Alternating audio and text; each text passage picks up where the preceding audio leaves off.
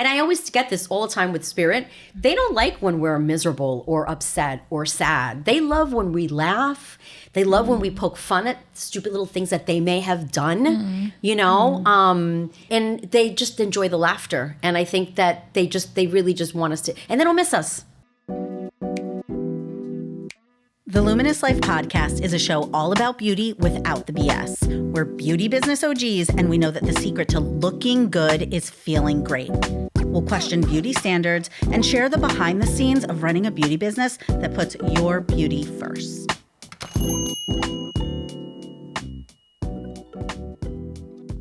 So we have a few rituals personally at the beginning of every year, and one of those rituals is we obviously have great therapists on our teams to like check in with, but to make sure that the vibes are right and to make sure that we are caring for ourselves astrologically, energetically, and in all the other realms that could possibly be perceived. We are so happy to have you back, Michelle, of Some Things Sacred, for our Some Things Sacred segment. Thank you. Where you can guide us through these seasonal shifts and this beginning of the new year and what people are feeling, what people are going through, and kind of navigate it all. Happy New Year. Happy New Year. It's not really my New Year yet. Tell us. Because it's technically everybody goes by the end of the December into the beginning of the year is the New Year, but astrologically, and I want to say the Chinese zodiac, we're not entering like the new year until like the tail end of February into the beginning of March, which is really the spring. The spring should be, I think, for me anyway, is the beginning of the year. Makes sense. You know what I mean? You're speaking Marcella's language. It takes the pressure off. 100%. Yeah. You know, we're in the zone now from like the winter solstice, which is, you know, December 20th, 21st, to March 20th, 21st, which is the spring equinox, where we're planting seeds, right? And so it's the longest day of the year. Like you were talking about rituals before. I do a ritual on the winter solstice every year with 13 manifestations. That as, you know, writing them as if they happen or if they already happened, because it's what you want to put out there into the universe. And I burn one every night, starting that night. And it goes until about the 2nd. And then the last one you keep, the 13th one, and you kind of randomly pick and, you know, and you keep it with you, on you, read it. I read mine every day. You know, the universe knows which one you have to kind of hold on to. So I always say that, you know, I fold them 3 times towards you. You know, you write them out and then you one by one pick them out. And what I do is I burn them and you blow them out into the, you know, after the sun sets. It has to be after the sun sets. And then you have to kind of let go and you kind of have to trust that the universe knows what you need, you know, into the coming year. And it's very interesting. Like for me, I have this transition where I'm feeling like I have to, for whatever reason, financially, I feel like I'm just working towards more goals to like create like a more of a generational foundation for like my children and things like that. So the one that was left over for me happened to be something to the effect of that. Wow. You know, so it's like, okay. Got it. God knows. And then you just hold that one with you. So you hold that one with you, can put it in your, and I do a lot of new moon rituals and full moon rituals, which I think are really important. Those are monthly. Sure. Full moon is to release. New moons are to manifest, you know. I didn't know that. That's good to know. Yeah, and we're having like this Kazemi now, which means that we have the sun, we have, I believe, Venus and Mercury and Mars all in Capricorn right now. And it's really about manifesting, and like the energy of Mars is like action and Venus is love, what's like heartfelt. So right now, if people are feeling like they need to do something, it's just really about implementing like, okay, where do you want to see yourself in 6 months, 7 months? This year's going to be wild. I don't think people realize how wild this year is going to be. We're having major astrological transitions that we haven't had in over 100 years. Wow. You know, and they started last year with Pluto coming into Aquarius, you know, and we have now, we're having Neptune. We had Neptune in Pisces for the last 14, 15 years. It's tough. It wasn't easy. It wasn't an easy thing, but we learned a lot spiritually. And it's like kind of when people started to kind of like almost come out of the closet and try to almost accept spirituality or like the unknown and things. And I find it very interesting because it's sort of kind of when I came out of the closet and now I'm in a place where it's like, this is normal. Right. Yeah, this is right. This is in our everyday language. Right. I think to clarify, if people didn't see your first episode with us, you said you came out of the broom closet about 15 years ago, right? Right after my mom died. And to think about 15 years ago, those words, energy, Kazemi, right? Retrogrades, Pluto and Capricorn, whatever it is, were not as accepted. No, but now, I mean, any day in the Luminous lobby, you'll hear somebody go, Mercury must be in retrograde. Right. Even if they don't know what it means. 100%. It is so much more part of our culture now. It is a thing. And listen, astrology's been around for thousands of years. Yeah. You know what I mean? And you think about the people and what they do and like higher ups. Everybody follows an astrologer. Everybody gets there. If you don't do your natal chart to like look at what your blueprint is as far as like you as a human and how you're designed and how you're supposed to. And I'm not saying it has to be like you got to do this and this and this, but it tells you, it'll show you like where you have like strong aspects and it'll show you where you have weaker aspects. Like I can tell you right away, I know why on a level why I am a psychic medium and it's written in my natal chart. Oh, interesting. Right. And so did I have to go down this path? No, but I did. Right. I think what you're saying is this is the new year, but it's not the real new year. Is this the time to go into our natal chart or to do those 13 You can. I never, like, you're supposed to do it on the winter solstice, but I'm not that person. I will tell you, like, if you want to manifest, there's always a time and a place. Like, we just had the full moon, so we're going to be coming into the new moon. New moon energy is really good to do like manifestation rituals, so to say that we can start now planting seeds, I think is fair because you want to create that energy and that dynamic for the spring, because who doesn't feel good in the spring? I agree. After the it's my winter, favorite time. like the winter solstice is like, that's the longest day of the year, the darkest day of the year. And it's like, I can't stand it. Right. I don't like the winter. Even though we're Sagittarius, I don't like the winter.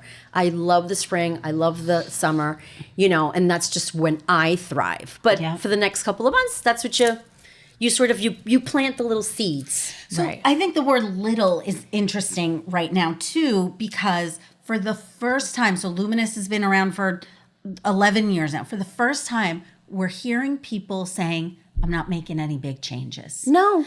I am just trying to be. I am not doing, I keep referencing like 28 days to a new habit. Like for whatever reason, our Luminous community, women of a certain age, right? And I would say middle-aged women and up are tired and not trying to come up with a new hobby, a new thing to do, 100%. a new anything. So I think the little seeds to plant now is a really interesting concept. Right. Think about it. A little seed can flower into this huge, gigantic plant, right? Yeah. And so it really is, it's the intention, right? You plant it with that intention of, I'm planting the seeds and I'm just going to let the universe take it where it needs to go. And that's also the key. Like, then you gotta let it go. You have to let go. That's a hard part. That is very important. I think people like to be in control and like to hold on to like outcomes. And it's like, what if that outcome isn't in your best interest? Right. And so there's something better. You just have to let it unfold.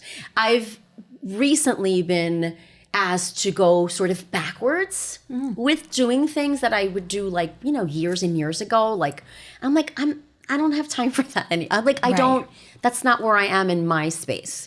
Right. So I try gently to say no.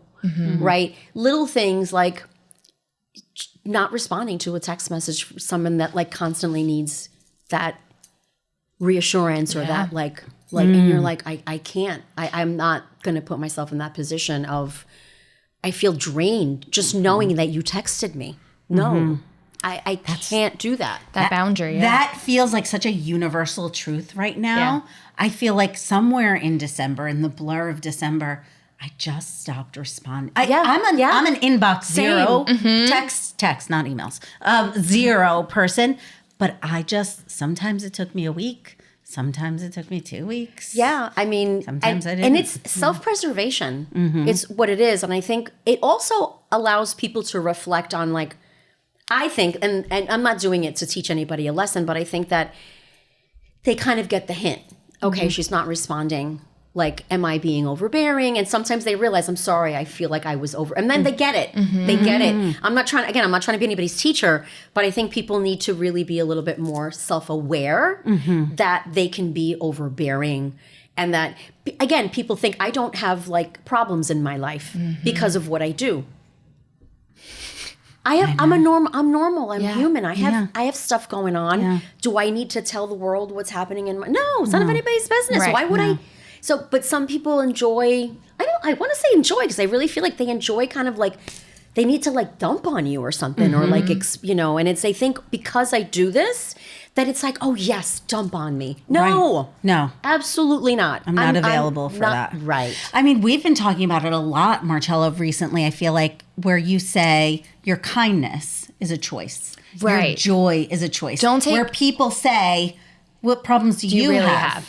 It comes so easy to Well, you. they take advantage of that kindness. Exactly. Don't take my kindness for weakness. And I've worked so hard at so many different things. It doesn't just happen. I have problems too. You know what I mean? Right. We work through all the different things. And I'm happy to be a safe space for anybody. And I want to be a good Right. friend. But just remember, I'm a human too. Right. Right. I totally agree with I you. think intrinsically, I think every human being has we're all selfish, you know. course, and so yeah. when we're going through something, it's like I've been in that moment too, where I've been like, oh my god, and I've had to. But then I now I reflect more, and I'm thinking, no, I'm not doing that to that person. Like that's I'm not putting all my shit on that. yeah, even for my husband, like he's there to like listen to me, but like, you know. His work environment is very hostile and very, very toxic. I'm not going to come home and go, oh, yeah, I had a really hard day with so-and-so, whatever. You know, I'm just not going to do that. He'll come home and tell me that, and I'll be like, you know. Yeah. Tell me more. It sounds so interesting. Yeah, you know. But yes, you have to. I think for me, one of the things is setting limits and boundaries with individuals. And I love my friends. I love people, but Right. I'm a loner. I don't. People think it's like as a Sag, like you're out. I am out there, but I really, again, I take care of myself by being alone in You quiet. recover alone. Yeah, like it just I'll be Realign talking alone. to my dogs. Like Yeah. Right. that's it. Yeah. They don't answer back. Yeah. I think you described that this year is going to be, did you say chaotic? Not chaotic. No? It's just we have to get ready. So the first half of the year is going to be very different from the last year, last half of the year. Okay. So the Neptune, I was talking about Neptune. Neptune rules Pisces, and it's been in Pisces for 14 years. And Neptune is a kind of planet that it affects the collective, just like Uranus and just like Pluto. Okay. Okay. So for me, for instance, I have Pisces in my 4th house of family, home. And having Neptune there created, my mother passed away. It created chaos. It created such a shift. And it was like, oh my God. And sort of like now Neptune is moving into Aries, which is a fire sign. It's not a water sign, it's a fire sign. And Aries is very much about me, myself, and I.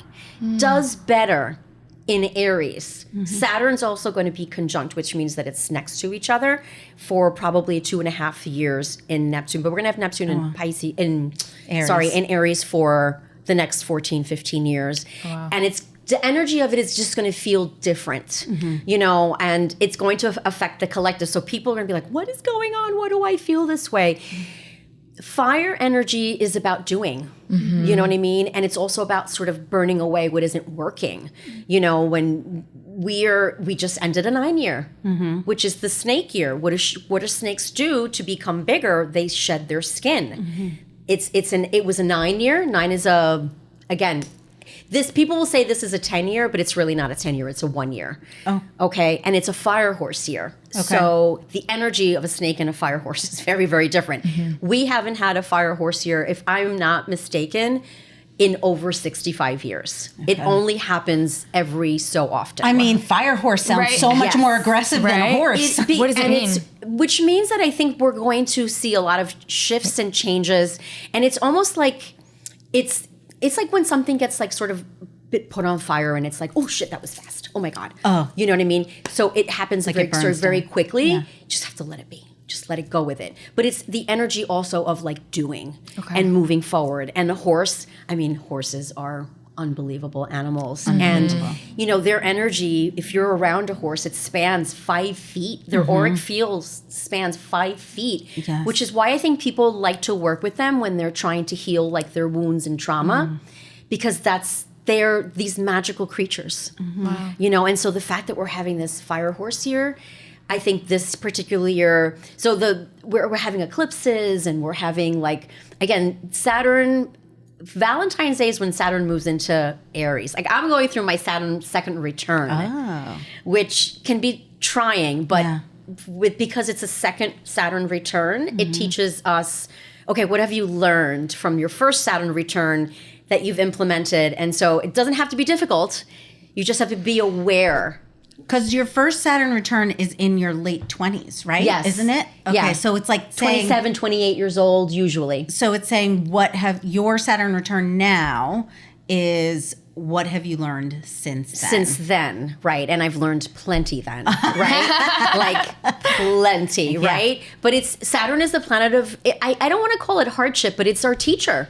Yeah. You know, Saturn is, you know, it's structured. It likes structure. I mean, it's not, we're ruled by Jupiter, which is very expansive and like open. And Jupiter was going to be coming into Leo. It's now in Cancer. So it's very emotional. Yeah.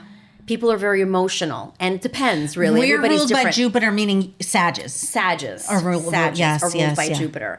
And it's coming into Leo in, I think, July, if I'm not mistaken. I mean, the more and fire. that energy is going to be wild, too. It's going to be like, woo, here we go. Yeah. When is that? In July. Be careful. Oh, wow. Yeah. Okay. And it transits I'm gonna take notes, and it transits for 11, like 12 to 13 months usually, you know, when Jupiter transits a sign. So financially, it's going to be good for us, you know. I mean, listen, placements matter in the natal chart. I just can't say that it's going to be like, oh, every Sag is going to have a good money year. Right. No. You know, the placements matter. What about Libras? Do you know anything about Libras? Yeah. I have a daughter that's a Libra. And I have to tell you, I do feel like there's going to be, you guys have had it rough. Yeah, thank you. Okay, for the last 15 years because Pluto was in Capricorn. It didn't enjoy being in Capricorn. It was tough. Okay. Cardinal signs. You're a cardinal sign. Capricorn's a cardinal sign. Cancer's a cardinal sign. And can't remember what the other one is, but whatever. It's but it's definitely shifting for the Libras. You're supposed to, I believe, if I'm not mistaken, love's supposed to kind of find you guys. Oh, yeah. Let's wow. So, yeah. Okay. So Money and love. it's a good year for Libras. Okay. So, you know. we'll see. Yeah. So if it's not something that you're in already, just be open to it. Okay. I think it's really something to share with the people that we reference astrology all the time. Like you All the said, 15 time. years Yeah. ago, maybe not. But now everybody references astrology all the time. Right. It's a way of like It makes checking our sense. own condition Right. against like what's going on in the planets, what's going on. What is this vibe that I feel on the like block? people think like in the- Mercury in retrograde is a bad thing. It's not. When planets are in retrograde, it's more of an internal thing. So like if you're born with a retrograde, it's more of like, okay, that planet affects you internally more than it does externally. Right? So when Mercury's in retrograde, for instance, depending on, you know, the time of the year, it's like you got to be careful with contracts. You have to be careful with miscommunication. Right. Because it is a planet of communication. You know, and you notice like computers go sideways or like you lose your phone or like there's a miscommunication in a text message or someone says something that's like, you know, and you're like, oh God, you know. Yeah. It's so I think for me, it's like you become mindful. The transits, I become mindful of them. And by no means, I'm not an astrologer. I'm not like, you know, that's not my thing, but it's my thing. I like, you know. You're passionate about it. I love it. I think everybody needs to, really, I think it's just so important to like look at your natal chart and go, oh, that's why. Like, I have trouble having fun. I have Saturn in my 5th house of fun, creativity, all of that. And it's like, that's where I have my it's, again, I have to do things very structured. Are you saying that for yourself? For myself. Yeah. Oh, I thought it was an example. No, I thought she was talking about me. I was like, she's doing her thing right now. Maybe. Yeah. Because I have trouble having fun. Yeah, and it could be, you'd have to look at your natal chart and see where you have Saturn placed. But it also, the transits sometimes will go into if it's in your 5th house and Saturn's, it's going to be transiting that now for the Sages anyway. And especially if you're a rising. I'm a rising Sag and Sun Sag. There's a difference. Really? Yeah. So for sure, I Leo. know. Yeah. So you'd have to look back to see where that would be, again, transiting for you. Yeah. Again, not anything bad. It's just you'd have to see where it's placed in your chart. So as you're working with your clients now, Yes. the people who book appointments with you, are you doing any rituals with them? Are you suggesting rituals with them? I actually am. I think there's a lot of people that, as a consequence of, I think, my reading for them over the course of a year, 2 years, 3 years, whatever, they find their sort of way. They're like, okay, that makes sense. This is why I'm feeling this way. And so they start trusting themselves, and then they'll ask me, what can I read? Or, what ritual can I do on a daily basis? And again, visualization is so important for all of us. And it's very simple to do a visualization, in the morning, even for protection. Like, you guys are working with clients. And I think it's very important that you protect yourself, because people will come in like bulls in china shops and dump. Sometimes they mean it, sometimes they don't mean it, or they're unaware, but it's always very important. And where we will pick it up, usually we'll get it through the solar plexus. And people will say, a lot of mediums or psychics are like, why do I have I'm heavier here? Because Spirit's protecting you. This is where we fill in to protect ourselves. But again, with the visualization, it's like, it's visualizing white light of protection, putting a bubble of light around you. It's that simple. Whatever color you want it to be, gold, white, silver, whatever color you resonate with. Could be pink, could be purple. But you visualize it around you like an egg, and then you carry that with you through the day. And I know I feel better when I do something like that, especially when I know I'm going into a hospital or I'm going to a doctor's office. I can't.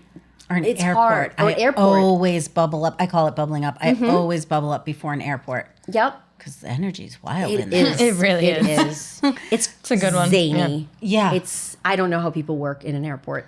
But And as we're planting these small seeds, and as we're kind of watching the collective be a little bit nutty, let's say, right? Or things burning down or things changing, we are going to stay grounded. very important to stay grounded, and understand that this too shall pass, right? Just because something is happening right now doesn't mean it's going to last months or anything. It's just, I think we just have to kind of learn how to kind of go with it, and not drown in it. I think a lot of people they have a tendency of sort of drowning in what's going on in the moment. And it's like, okay, I'm not that way. I usually tell people this, it's going to be okay. Right. If you believe you're not going to be okay or you're not going to get through this, then it's going to be harder for you. I mean, honestly, think about it. Does it feel better to be positive or does it feel better to be negative? Sure. And so really it is a mindset that, you could on a daily think, I wake up in the morning sometimes, I don't want to work. I don't. But then I start working and I'm like, oh, This is I'm great. having such a great day. Yeah. I needed this. It shifts. Yes. Yeah. When you're working with your clients and you're bringing things in from astrology and you're also bringing in their ancestors or people who have passed around them or whatever, when that is happening, does that also inform their, let's call it the next 6 months or their next year? Does it also help to have that realm preparing you for the future kind of thing? Well, they come through, I think, and give messages because I think that we need to know that they are around us, right? And that they're not holding our hand and dictating what happens to us. But if we ask for help, they're there. They're there. You know, they can't always be there. I have someone that, you know, I read for and constantly like expecting, you know, a child to come through and be there when they're having a bad day. They have a bad day every day. You lose a child, you're going to have a bad day every day. You can't expect that soul to be on you like white on rice to like hold you up. You have to learn how to live your life, you know, the best way that you can possibly without boggling them down, you know. So when I connect, it's really to give whatever message that they want to give, but we have to let them go because they're living their own, they're doing their thing too. And they hate, and I always get this all the time with spirit, they don't like when we're miserable or upset or sad. They love when we laugh. They love when we poke fun at stupid little things that they may have done, you know, and they just enjoy the laughter. And I think that they really just want us to, and they don't miss us. Really? They don't miss us. Is that No, true? they don't miss us. Listen, someone can differ. But I've never had a soul tell me that they miss their loved ones. Wow. Because they're with always them. around. Yes. Yeah. And it's not constant, right? I mean, people right. think that like, it's my mom's gone, like she's on me, like, no. She's busy doing her own thing up there, whatever it is that she's doing, evolving in her own way because we continue to evolve, you know? That's how I see it. That's how they show it to me. We continue to evolve. So a lot of people will say, "Oh my God, I should have learned this lesson, or I should have done that." And I'm thinking it's okay. When you get there, you'll figure it out. You'll sort that out. I mean, You'll that sort it out. relieves a lot of pressure, right? It does, yeah. You know, so, and again, even in the death process, people think, "Oh my God, they were having this agonal breathing," and I think it's the body just shutting down. They were out. Like I read for a girl today, and I'm like, "No, your dad, he was out. He was out. He just came. He like popped in and popped out, popped in and popped out, just because he just wanted to make sure that you knew that he was." Bye. See you, Felicia. Gotta go, kind of thing. Or someone has, an example. Someone has cancer and they're dying, right? And they'll say, but 3 weeks ago they looked so great. The color was back in their skin, and I said that's because you were supposed to spend time with them and enjoy them then, because it's like the surge almost that they get before they transition. Wow. And listen, death isn't easy, but it's something that I think we have to. It's important to discuss because it's universal. We're all going to go through it. It's true. And there have been times where we've had like astrologers or people say things like, we're going to see a lot of passing of animals. Right. Or a lot of passing of the elderly or things like that. Does astrology inform us of that, or does so the mediumship? Some people believe that astrology is predictive. I don't believe that. Oh, okay. I believe that when we have certain transits, because the planets are constantly moving through all of our houses, they affect us in different ways. Mm-hmm. So we can almost anticipate, okay, the month of May may be a little difficult because I'm going to have this transit happening, right? So it's almost like just prepare. That doesn't mean it's going to be bad. Right. It just means that if things kind of go sideways, like you understand why. Right. Mm-hmm. Right? With mediumship, and it doesn't always happen, I'm not supposed to know everything.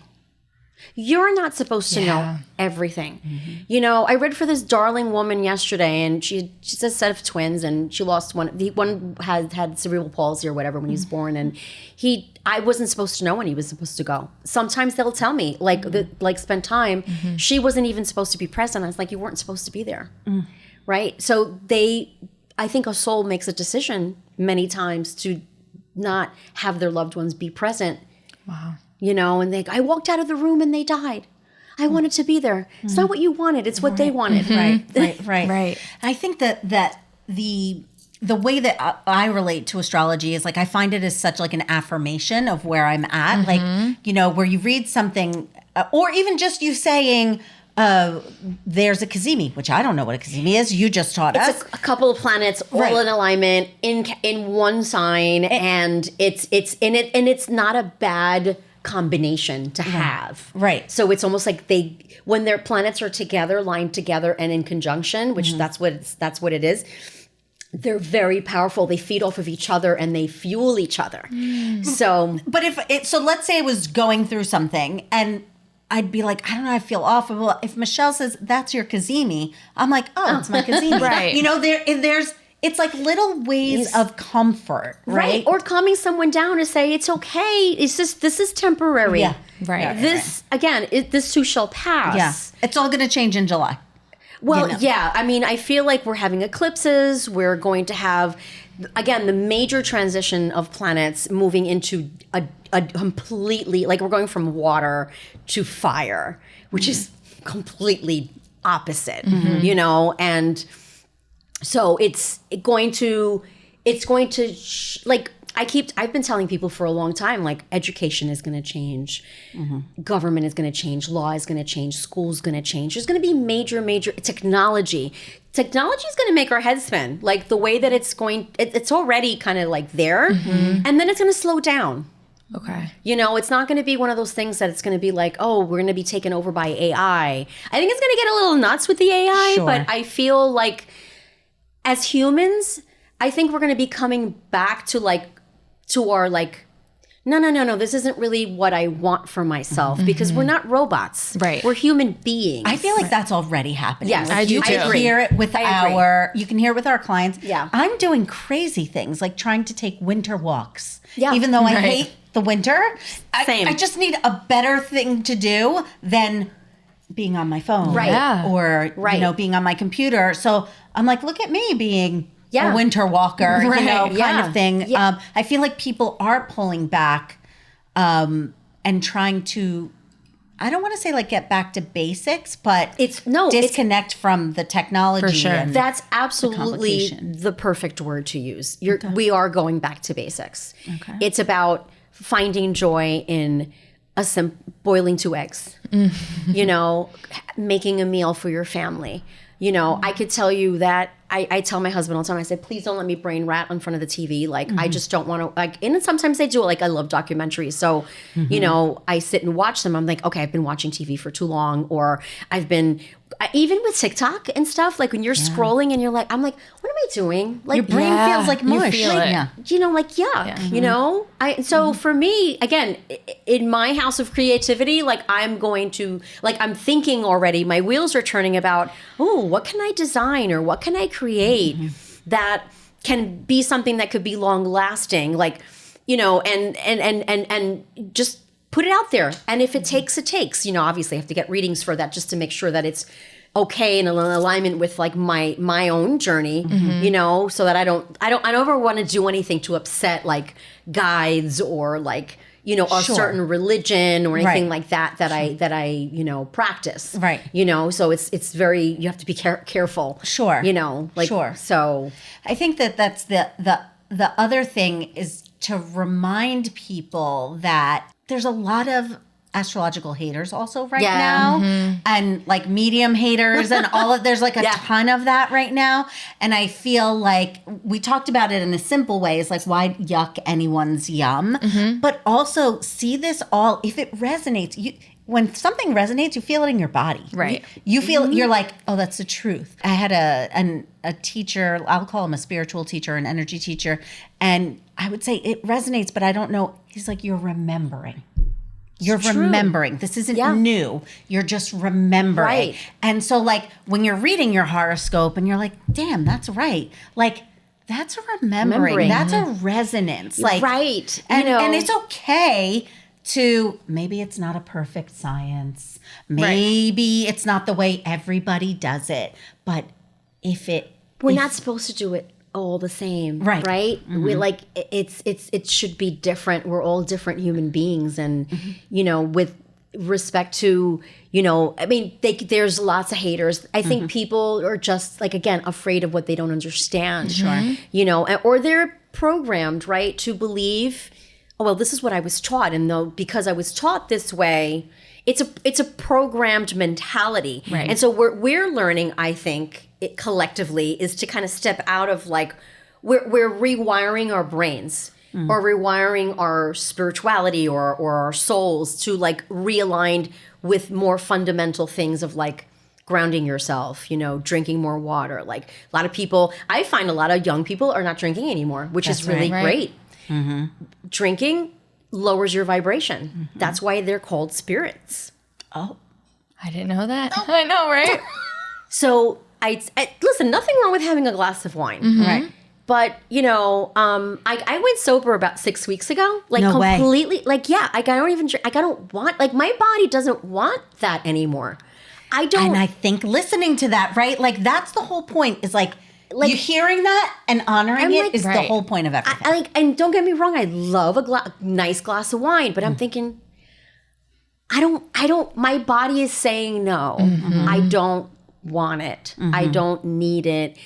There's other things that are going to nurture me or nourish me. And even with me, like I'm changing like dietary habits because I will tell you, I feel better when I eat better. Sure. Right. Everybody does. We get used to eating like the potato chips and all that stuff. And it's like, if you just went 2 weeks without it, your palate changes. You don't realize it, but then you're not even craving that stuff anymore. So people are like, oh no, it's a brain thing. You can't just stop drinking. Yes, you can. Yes, you can. It's mind over matter. You really can. Yes, sometimes physiologically someone cannot. Right.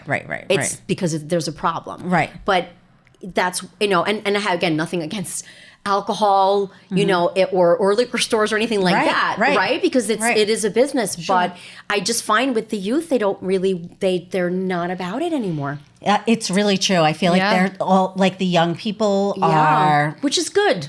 I think it's a good thing. People are having like coffee parties. Like, Yes, right? We I were have talking seen that. like DJ spinning at 11 o'clock in the morning till 2 o'clock in the afternoon, like drinking coffee. Right. For people who don't want to participate in the drinking sort of culture. I've pulled back. I thought it's just, I'm getting older, maturing. But I even see it with like my sister's generation who's like 10 years younger. Yeah. It's different. Yeah, It's interesting. It is. It is. It's.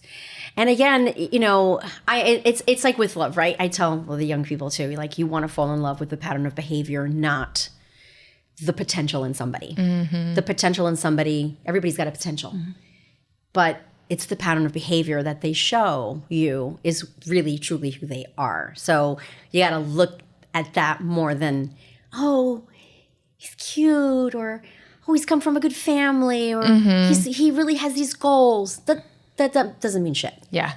Doesn't. It's really like, who is this person? How is he behaving, or she, whatever, and what are they doing to, show me, right? And it's a repetitive thing, and even with friendships, that happens with friendships. I was just going to say, Michelle, you're speaking my language Yeah. because I fall in love with people's potential hard.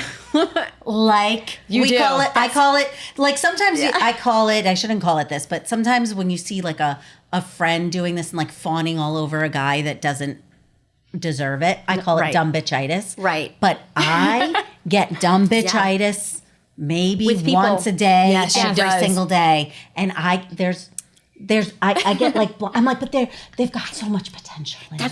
I think that's the sage in us. I think we I think can see the potential in people, I think, deeper than they can see it in themselves.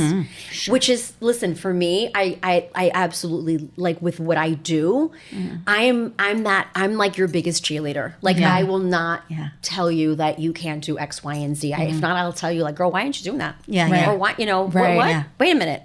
Or tell them, like, even basically, some people don't have like they have short attention spans, or they want something to happen right now. I'm like, that's not going to happen. You have to be patient. This is not the timing. It's just not. It's not the right timing. It's just you have to be patient and let go of what you can't control.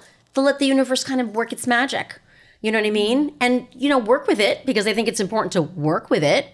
But even with friendships, like I find myself in that situation too with people, and I'm like, come on, you could do better. And I find myself telling Erica, they don't want it. Like they don't, and they have to want it. Right. But they don't see that if you're pulling away, it doesn't mean that you don't want to not like them anymore, or not want to be around them anymore. It's just that it's frequency wise, we're on a different frequency, and they're still down here on this sort of like lower frequency. They'll get there eventually. Maybe they won't.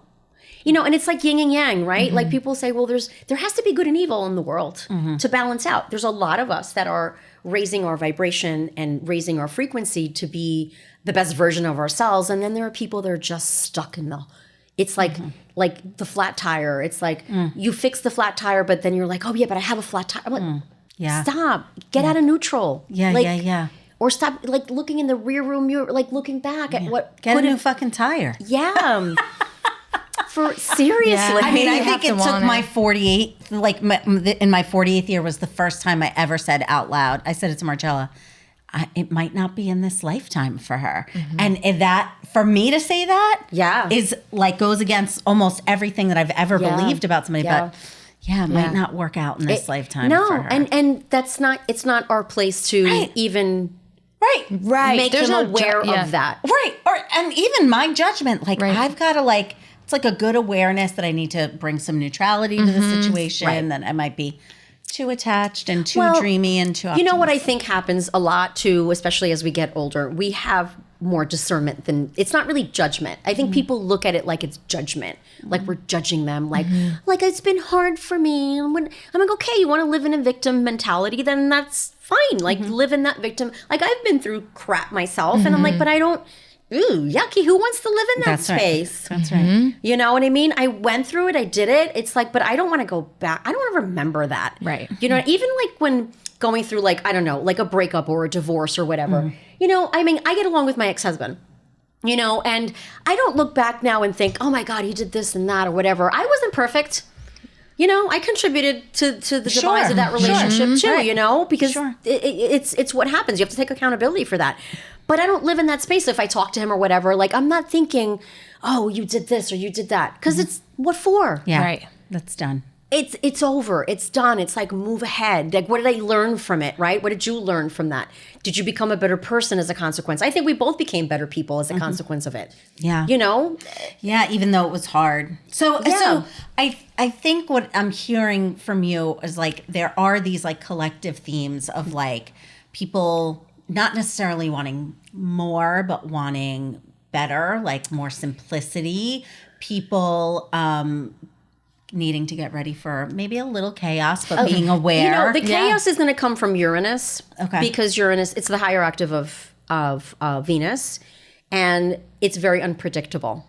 Okay. And so it's going to be moving into Gemini in July. Okay. And right now it backtracked into Taurus, and Taurus is it likes its stability, whatever. And so the unpredictability of Uranus didn't do well in Taurus. So anybody who's a Taurus, you know, if you found that you've been like the last 7 years have been like, what the actual hell is going on? That's the planet Uranus. That's what it did it. But it's going to be better in Gemini.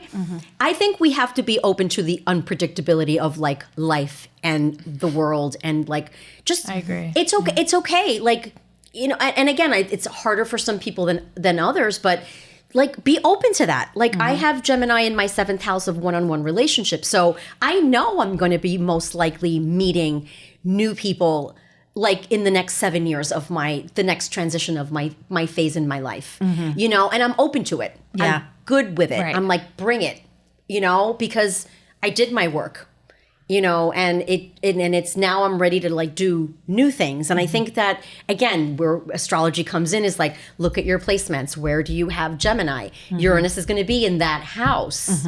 You know, it was, for Sages, it's in the relationship sector. So like anybody that's a Sag rising is going to have like unpredictability with regards to like relationships. And so it's not a bad thing.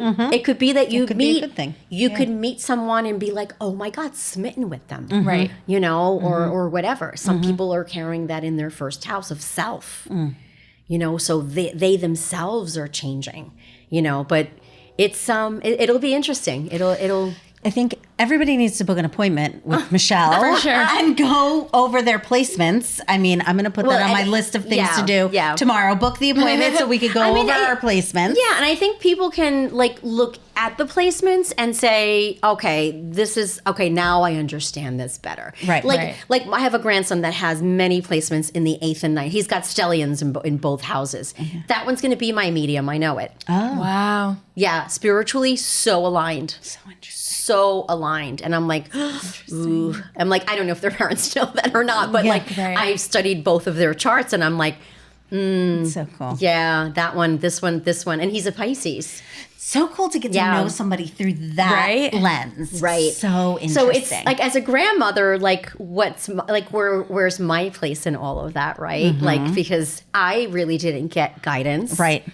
I had to kind of I was kind of thrown in there. And like, even though I kind of knew this and that about like my grandmother and like her stories that you hear, like, I really didn't have anybody to say, to like cheer it on. Right. Yeah. I had to do it myself. Yeah. Which is fine. Right. Which is the part of your story, right? Your path. Yeah. Right. But now you get to nurture. Now something. I do. And so if it's something that they're interested, I would never push it. But if it's something that they're interested in, or something that says like, why am I having these vivid dreams or whatever? Sure. I know exactly why. Yeah. Right. I know. We don't have to guess. Right. This is what's happening. Yeah. This is what's going on. You're not crazy. You know, it's just, how do you teach a soul that, I think he's an old soul, and I think he's got a lot of late degrees, you know, planets, which is like he's mastered a lot of things in other lifetimes. So here he's like ready to master like this something. Lifetime. Wow. Yeah. So we're going to book our appointments for sure. with Michelle. And we're going to book something sacred. We'll put it in the notes. And we're going to let January be the place where we're plant seeds. This month, next month, even through March, you know, but I want you guys to pay attention to how you feel after Valentine's Day, because after Valentine's Day, it's going to get kind of like kick up. It's going to kick up. So like after the 14th to the 20th of February, there's going to be like major sort of changes. And that's when the Chinese zodiac changes, you know, and we come into the fire horse and use the energy of that. Look it up, use the energy of that. Air signs do well with fire. Fire does well with air. Okay. We kind of help each other out. You know what I mean? And it's been a little bit sluggish for us because of, again, the transits, you know, and it's like, what is going on? But we're also the release of like, and the changes and the shifts. That's the release. That's part of the release, the letting go, the shedding that's occurring, that feels, it's a little unnerving when you think about it, because you're like, okay, I don't know what's going to happen. I don't know what's going to expect. And it's like, just close your eyes and just, you know, just going to pass. Yeah, true. I'm protected. I'm taken care of. Yeah. I'm protected. I am taken care of. So good. So my good. Mantra, yeah. So hopefully you'll come back in the spring. Of course. And coach us through those changes. Yes. Then thank you so much for being with us. Thank you and for sharing having your me. Wisdom and your knowledge and your gifts with us. We really appreciate it. It gives us such context and such richness in our life. Well, you offer the same to me. So thanks, Michelle. Thank you for listening to the Luminous Life Podcast. If you're in North Jersey and looking for beauty that feels like therapy, come visit us at the store. You can always follow us on your favorite podcast app or check us out on YouTube.